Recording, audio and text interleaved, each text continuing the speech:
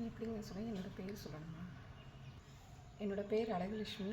நான் வந்தது இங்கே பயிற்சிக்கு வந்தது 1 வருஷம் ஆகுது.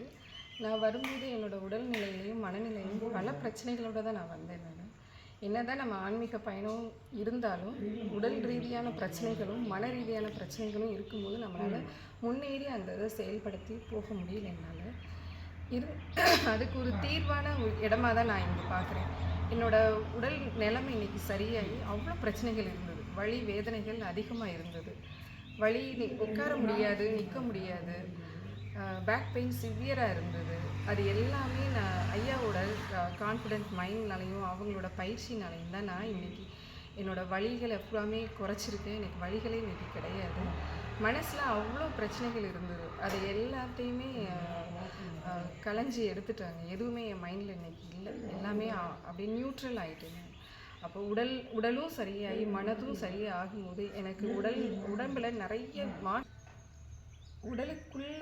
உள்ளுக்குள்ளே நடக்கிற விஷயங்களை என்னால் பரிபூர்ணமாக உணர முடியுது.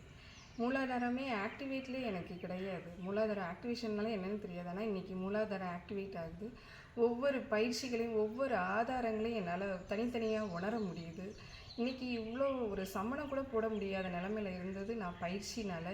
இன்றைக்கி உடம்பு சமணம் போட்டுனாலும் உட்காந்து இன்றைக்கி இவ்வளோ தூரம் பேசிகிட்ருக்கேன். ஒவ்வொரு ஆதாரங்களையும் உணர்ந்து எனக்குள்ளே இருக்க சக்தி ஓட்டங்களையும் உணர்றேன். எனக்கு வெளியே இறைவன் ஐயா எனக்கு இருந்து எனக்கு வழி காட்டுறாங்க. எனக்கு பின்னாடி நின்று அவங்க வழி நடத்துகிறாங்க அப்படின்றத முழுமையாக நான் நம்புகிறேன். நடத்திக்கிட்டு இருக்காங்க அப்படின்றத உறுதியாக என்னால் சொல்ல முடியும். அதை நான் உணர்றேன். எனக்கு இந்த ஏற்பட்ட உடல் ரீதியாகவோ மன ரீதியான மாற்றங்களை எல்லாரும் அதை உணரணும். அதனால் நீங்கள் எல்லாருமே இங்கே வாங்க. உங்களோட பயிற்சிகளை விடாமுயற்சியோடு அதை செய்யுங்க. விடாமுயற்சியோடு பண்ணுங்கள். ஒரு இடத்துல நம்ம தளர்ந்து போயிடக்கூடாது.